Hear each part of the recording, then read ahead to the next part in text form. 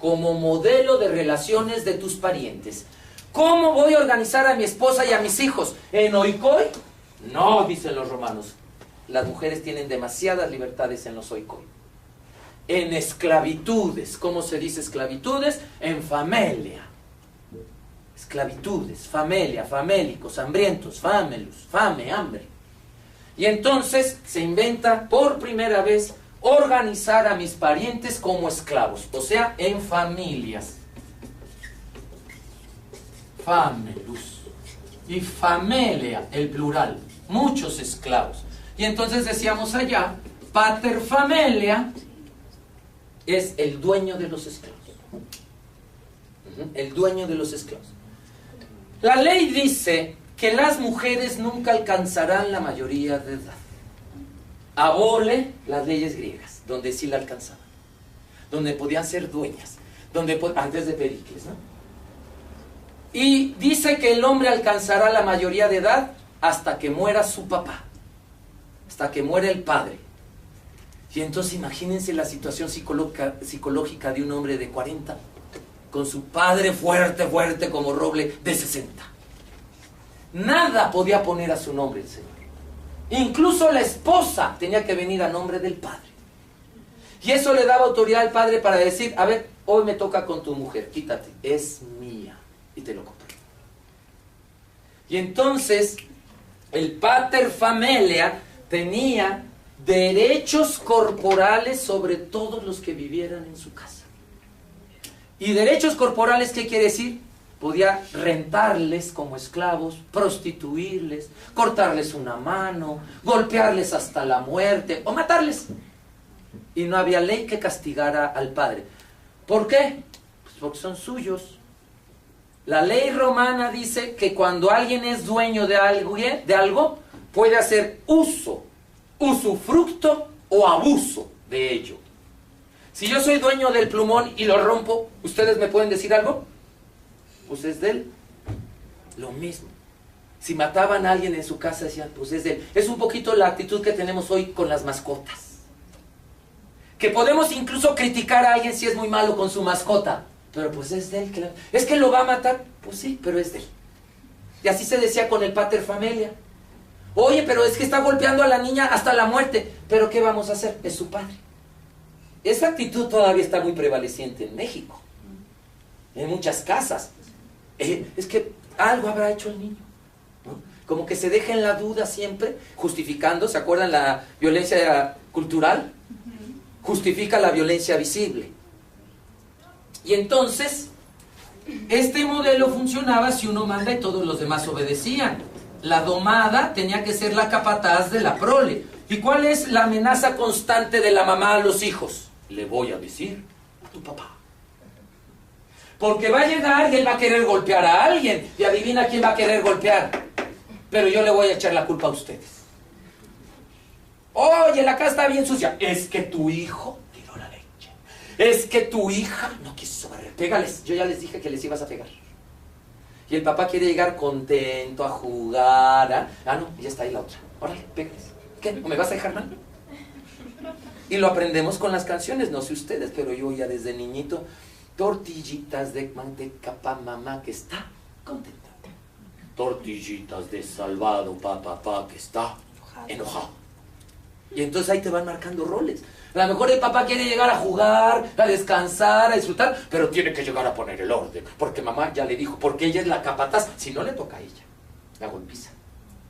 Y entonces se vuelve, dice Monseñor Helder Cámara, obispo de Recife, Brasil, la familia es una espiral de violencia. Y no acabaremos con la violencia, dice Monseñor Helder Cámara, hasta que acabemos con la estructura familiar. Hay que acabar con la estructura familiar esclavista, donde uno manda y los demás obedecen. Y si se va papá, ¿quién queda en su lugar? Y a veces es peor que papá. Y si no está papá y mamá, ¿quién queda en el lugar? El mayor o la mayor. O quien traiga el dinero a casa. Y se vuelve una espiral de violencia. Es allí donde aprendemos la violencia. En el modelo de la familia tradicional. Conservadora, autoritaria. Donde tú no puedes ser tú, donde tienes que obedecer nada más y callarte la boquita. Ajá, es ahí donde la aprendemos, por favor. Y luego queremos rescatar esta familia. ¿Para qué? Mejor ya evolucionemos. De ahí venimos saliendo. Pero entonces persistió todo lo romano, digo, de hecho, bueno, hablamos romano. Derecho romano. Pues la familia mexicana, el derecho mexicano está sustentado en el derecho, en esta ley. Y dice la ley que las mujeres sí se pueden divorciar. Pero si se divorcian, ella se llevará su carga. Carga en latín se dice monium. Ella se llevará la carga de su matriz. ¿Quiénes son? El matrimonio. La carga de la madre. Lo que le toca a la madre. ¿Y qué le tocaba al papá en el divorcio? El patrimonio. ¿Y entonces qué se llevaba el señor al divorciarse? Los bienes. Los bienes. ¿Y la señora? Los hijos. ¿Y entonces se acuerdan cómo ellas no podían ser propietarias? ¿Se acuerdan que se les abolió? Entonces no podían comprar casa nunca ellas. Y las enviaba el gobierno a vivir al barrio de las prostitutas, las divorciadas. Y se llamaba suburra. Suburbios, suburra, abajo de la ciudad, suburbe, abajo de la ciudad. Y entonces se las llevaban a las divorciadas a vivir a suburra, y ahí no entraba la policía. Eran tan gandallas y tan delincuentes en esa zona que la policía ni entraba. Imagínense una mujer llegando ahí con 8 hijos divorciada, pues la secuestraban, violaban, raptaban a sus hijos, y entonces muchas mujeres ya ni se divorciaban. Luego, también la ley de las 12 tablas prohíbe a los hombres casarse antes de los 30 años. Prohibido antes de los 30, los hombres. Y las mujeres, prohibido casarse después de los 14. Entonces, casaban chavitas de 12 con un señor de 30, 40, 50 o 60. ¿Qué poder le dejas a la chavita? La hace pomada. Y un poco todavía hoy se dice, ¿no? Qué bueno, así la va a hacer a su modo. ¿No? Y entonces muchos papás decían, oye, pero es que mi hija apenas tiene 7. Sí, pero ya me la pagaste, ya me diste la dote, ya me la llevo, porque el papá tenía que pagar al novio. Para que se llevaran a las mujeres, el padre tenía que pagar. Ajá. Y entonces se llamaba dote. Y entonces te pido que no te la lleves hasta que menstrue. Espérate que crezca tantito, porque se las querían llevar de 4 años, de 6 años, de 7 años, de 8 años, porque ya estaban casados. Y entonces la ley dice que si el padre de la muchacha lo solicita, ella puede quedarse en casa con el padre hasta la menarquia. Pero ya está comprada, ¿no? Ya está apartada. Y entonces la ley obligaba a ponerle el grillete de los esclavos a la niña ya casada, a la desposada. La que todavía no menstruaba y ya estaba casada, a la desposada. ¿Cómo saber que una niñita ya era desposada de alguien? Porque llevaba el grillete de los fámelus. Los romanos tenían 2 tipos de esclavos. Los que nacieron de esclavo y esclava le llamaban servus. Servus. Y de ahí viene sirvienta, sirvientes, siervo, servidor. ¿Y qué eran ellos? Pues eran esclavos que los podías mandar al, ¿cómo se dice el mercado en náhuatl? Tianguistli. Entonces le podías mandar al tianguistli y no se te echaba a correr. Hasta el cambio te traía. Porque los servus nacían de esclavo y esclava y creían que su misión en la vida era ser el mejor esclavo. El famelus era alguien que ya había sido libre y había sido esclavizado por deudas o por guerra o por algo. A ese no lo podías mandar al tianguis. ¿Qué pasaba si lo mandabas? Se te echaba a correr. Y entonces les ponían un grillete en el cuello o en la pulsera, que todavía le llamamos esclava, o en la pulsera del pie o en el dedo anular. Y adentro tenía que llevar el nombre del dueño de esa persona, como perrito, por si se perdía, ¿a quién se la vamos a entregar? Y adentro llevaba el nombre. Y a ese aparato en latín se le llama iugus. Y quien lleva mi yugo le llamamos cónyugus. Y surge la sociedad matrimonial, conyugal, que quien gana privilegios de aquí te dice, Dios la quiso. Y hay de aquel que se atreva a cambiarla. El hombre manda, la mujer obedece y ella manda a los otros. Y si uno de estos un día quiere mandar, le prometeremos que un día tendrá su casa, pero aquí obedece. Y surge la familia. Ajá. Y esta parte que dice la ley también, que el padre podía tener derechos corporales sobre todos en casa, pues sí lo hacía. Iniciaban sexualmente a todos en la casa. Niños, niñas, esclavos, esclavas, y no había quien le dijera algo al padre. Y era tan abusiva la cosa que empezaron a haber problemas muy serios. Hasta que van a ir poniendo 300 años después unas leyes para tratar de que el padre no viole a sus hijas, a sus hijos, no los prostituya, etcétera, porque eso se empezó a dar. Desde que se inventó la familia, están tratando de bajarle la violencia. Desde que se inventó. Porque el modelo es violento en su estructura. El modelo solo funciona si uno manda y los demás obedecen. Y esa ley, ese artículo que le permitía al padre tener poder sobre el cuerpo de los hijos, en latín se llama poder del padre, patria potestas. Y no es la base del derecho civil mexicano hoy. ¿Qué se pelean los divorciados en relación a los hijos? ¿Quién es dueño de este hijo? Soy yo. ¿Quién es la dueña? Eso quiere decir la patria potestad, poder del dueño. ¿Quién ejerce poder de dueño sobre la hija o el hijo? ¿Se dan cuenta cómo ya no nos está quedando estas leyes? Se inventó la familia en un modelo en que la humanidad vivía en Occidente la esclavitud como algo natural. En el momento que empezamos a cuestionar la esclavitud, empezamos lógicamente a cuestionar la familia. Porque ahí se aprende a ser esclavo o esclava.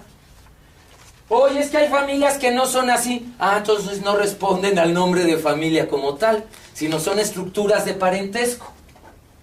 Que eso pues las tenemos, pero ¿por qué tener que ser esclavistas o familiares? Y entonces tenemos que la familia se inventa en la ley para que las mujeres no sean libres. ¿Se acuerdan que veíamos la violencia institucionalizada? Estructural. La mujer que nace hoy en familia sabe que tiene menos permisos que sus hermanos. Y lo acepta naturalmente. Sabe que ella no puede faltar a la casa. Sus hermanos sí. Sabe que ella tiene que llegar a una hora más temprana que sus hermanos. Y lo asume como que ellos tienen esos. Porque nací aquí, me parece la violencia familiar normal, natural. Y de ahí la vamos a emanar todo el siglo XX, hasta el siglo XX del cristianismo. Porque este modelo se hereda al cristianismo y ya cuando el cristianismo llega van a ir perdiendo las mujeres cada vez más poder. Tenemos, les decía, mujeres todavía hasta el siglo IV en el clero, ya de ahí ya no. Y poco a poco van a ir perdiendo los derechos, las mujeres van a ir perdiendo los derechos. Hasta lo peor fue del siglo IX al siglo XII. Las cruzadas, cuando les ponían los cinturones de castidad. Eran como bebés de plomo, de armadura, con una greca en medio. Imagínense que aquí tenía unas bisagras que les quedaban a ellas en los muslos. Y al ser de plomo, de armadura, pesaban entre 4 y 18 kilos, depende del modelito. Tenían que vivir sentadas por estar cargando eso. Pero además les ponían 2 candadotes que tenían que usar unos vestidotes para taparlos. Ajá. Pero imagínense además que aquí está la vulva, meato urinario, el orificio vaginal, aquí está el ano. Entonces todos los desechos de orina, sangre menstrual, o heces fecales iban quedando y muchas mujeres morían de gangrena. ¿Cuánto tardaba el don en las cruzadas? A veces no regresaba. 7 años, 5 años, 20 años. Imagínate que la mujer esta tuvo la suerte que su marido en 20 años regresó. Viejo, viejo, la llave. Y el otro, ay, vieja, la llave. Y entonces había que serrucharlas. Y muchas morían en la serruchada. Muchas se desesperaban porque les avisaban que el marido murió, lo que fuera, o la desesperación, y ellas mismas se lo querían arrancar y se mataban. Ajá. Entonces, ¿cuándo fue lo peor del cristianismo contra las mujeres? Siglo X, siglo XI, siglo XII. Las mujeres eran prisioneras de los señores. Y en el siglo XII empiezan a pasar cosas muy interesantes. De hecho, hay hasta una enciclopedia de 3 tomos de George Duby, de Editorial Taurus, que se llama Mujeres del siglo XII. Empiezan a salir de su opresión con unas ideas muy creativas. Solo algunas. En Alemania, las cerveceras, las brewers, inventan un mosto muy emborrachante que se llama ale. En nuestra cultura solo existe ya sin alcohol y de jengibre, un refresco que se llama ginger ale. En Alemania era un mosto muy emborrachante de la cerveza. Y a los hombres les encantaba, lo inventaron las mujeres, metidas en la cocina. Oye, mira, oye, estoy borracho. Y un hombre lo probó y dijo, quiero de esto, y a mis amigos. Se empezaron a poner cervecerías. Y hacen gremios de cerveceras, cuando no tenían ni siquiera el derecho a tener propiedades.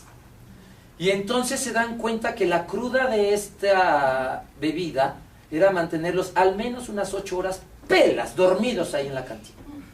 Y una de ellas, que sabía leer y escribir, vio quién era el tipo y dijo, el esposo de fulanita tal, sí, quiere leer y escribir ella, sí, llámala, le enseñamos en lo que se despierta este. Entonces inventan escuelas clandestinas para mujeres en las cantinas de los hombres. Y entonces, dígame si eso no es creatividad. Y entonces los hombres que se emborrachaban iban por sus mujeres para enseñarles a leer y escribir en la trastienda de la cantina, que se va a ir convirtiendo en escuelas para mujeres. Y así las alemanas van a empezar a tener ideas, sin confrontarse con el macho, para no generar más violencia, pero al mismo tiempo para ir liberando y empoderando a otras mujeres. Así vieron muchos ejemplos. En Venecia, las mujeres, en 1294 se funda siglo XIII, siglo XIV, la República Independiente de Venecia. Y a las mujeres no les dejan más que el derecho de heredar los bienes de su marido. Pues ella no tenía nada. Y ella podía hacer testamentos embarazada o viuda. Y pues ya había viuditas de 14 años, 15 años, 17 años. Y entonces una de ellas, una embarazada, se le ocurre, doña Pierina Morosini, decir, si me nace niña, le heredo el derecho a leer y escribir que tiene su padre. Y en vez de heredar cosas, adivinen qué empezaron a heredarle. Derechos. Y que le nace niña. Y ya no había para atrás, era legal. Y entonces, pues esto corrió como pólvora y todas las embarazadas empezaron a hacer testamentos. Si me nace niña, le heredo el castillito que tiene su padre, le heredo el derecho de propiedad que tiene su padre. Y le empezaron a heredar derechos. Y entonces, 2 siglos después, en Venecia, ya todas las mujeres saben leer y escribir. Son propietarias. Hasta tenemos una ministra de Relaciones Exteriores que es prostituta, Verónica Franco. Poetisas, amas de casa, Moderata Fonte. Ajá. Pero luego llega la Inquisición, cuelga 300 de ellas y vuelve a prohibirle a las mujeres leer y escribir, siglo XVI. Y siglo XVII, XVIII y XIX, otra vez las italianas, prohibido entrar a la universidad, hasta que en el siglo XX se les vuelve a permitir. Es hasta el siglo XX que se han concretado las reformas que permiten a las mujeres salir de la opresión milenaria que tenían. Y es hasta el siglo XX que empiezan a haber leyes de protección reales, a partir sobre todo de la Declaración Universal de los Derechos Humanos. Es decir, tenemos apenas 50 años. Compárenlos con 5,000. Ajá. Por eso yo les digo, quien crea que la Inquisición no puede volver, que no sea ilusa. Basta con ver la historia y ver que a las mujeres les han podido quitar sus derechos ya ganados. A las atenienses les prohibieron votar. Y en 1953, ay, bien lindos los hombres, les otorgamos el derecho al voto. No, compañeras, lo reconquistaron. La pregunta es, ¿por qué lo perdieron? Porque como perdieron todos los derechos, hoy los pueden volver a perder. Y hoy hay mujeres peleando para que tú los pierdas. No solo hombres machos, mujeres con el machismo introyectado. Ajá. Entonces la violencia no es natural. La violencia de género es una construcción social a través de eventos históricos, políticos, económicos, legales, que podemos ir rastreando perfectamente dónde, cuándo y quién hizo esas leyes contra las mujeres. Termino con una frase de los concilios. La Iglesia Católica, para que la gente se la creyera, obligaba a terminar con una frase en los concilios: y enseñaréis que siempre fue así. Ajá. Entonces, por ejemplo, cuando en el concilio de Florencia se inventa el sacramento del matrimonio por primera vez, termina diciendo: y enseñaréis que siempre fue así. Y entonces hoy hay gente que cree que el matrimonio es desde el principio, o que mismito Jesús lo fundó, cuando pasaron más de 1500 años para que eso sucediera. Y lo peor es que hay gente que cree que lo que dicen los concilios pues es palabra de Dios. Ajá. Y entonces lo quieren vivir a rajatabla, o lo sienten con culpa a rajatabla. Es bien importante aprender la historia de la violencia, la historia de las mujeres. ¿Para qué? Para que nos demos cuenta que no siempre fue así. Gracias.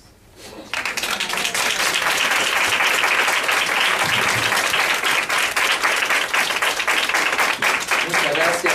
¿Alguna duda, algún comentario? Queríamos, platicando con Fernando y por invitación de Crecer, me platicaban el temario y creía su equipo de Fernando importante que empezáramos con la parte de la historia para que desnaturalicemos la violencia y nos podamos pensar como un resultado social, un constructo histórico, no es natural. Entonces por eso fue esta clase, digamos, un poquito corriendo, un poquito la introducción que hizo Fernando, adelantó.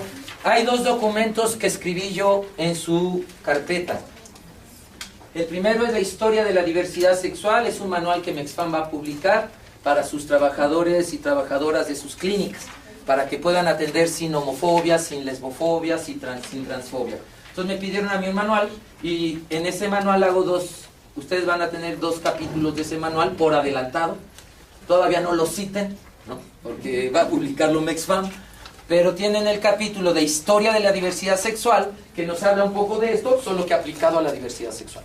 Aquí fue aplicado a las mujeres y a la violencia. Y el siguiente artículo que tienen allí mío, en mi autoría, es el de los 4 ejes de poder, para que ustedes puedan profundizar y vayamos viendo cómo podemos desarrollar cursos, talleres o psicoterapia de empoderamiento a partir de estos 4 ejes. ¿Qué maneja la persona que quiere empoderar de estas 4 cosas en su vida?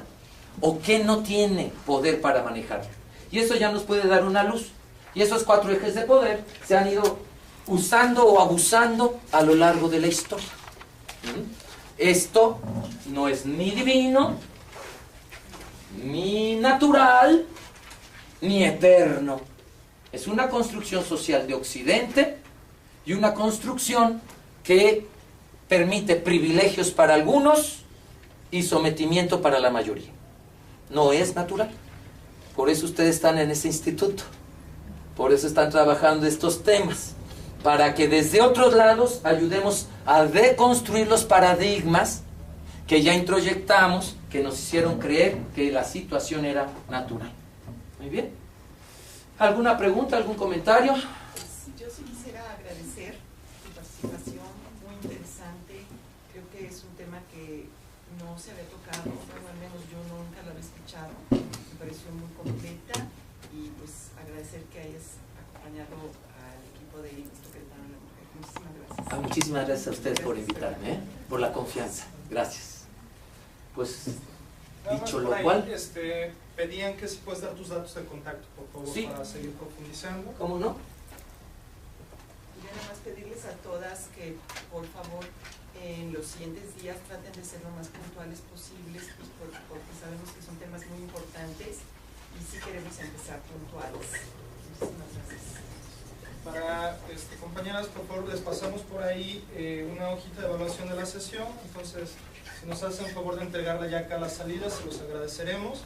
El día de mañana pueden venir con ropa un poquito más cómoda, vamos a hacer algunos ejercicios, dinámicas y demás. Si se sienten cómodas con los tacones, pues adelante, pero si no, pueden traer cualquier otra vestimenta, pants, short, etc. Y el día de mañana estaremos trabajando más específicamente con derechos sexuales y reproductivos y los solones de la sexualidad. Aquí está mi nombre, es Juan Carlos Hernández Meijueiro, así estoy en el Facebook. Mi correo electrónico y mi organización es un instituto que se llama Instituto Oikos Centro Integral, y así lo pusimos pegadito en el mail, Oikos Centro Integral, sin rayas, sin separaciones, sin guiones, oikoscentrointegral @hotmail.com. Y también en el Facebook tenemos un muro con Oikos Centro Integral, ahí anunciamos nuestros cursos, nuestros talleres, lo que trabajamos, psicoterapia, ahí lo que ustedes vayan necesitando y nosotros podamos apoyar, ahí nos encuentran. Déjenme dejarles un teléfono, 4992 3986, es el instituto. En el Distrito Federal es un Nextel. Muy bien. Pues nada más. Pues bueno, muchas gracias. Nos damos otro aplauso y ahora sí, quien se quiere retirando. Mañana, ¿a qué hora es la cita? 8 en punto de la mañana. Mañana a las 8 en punto.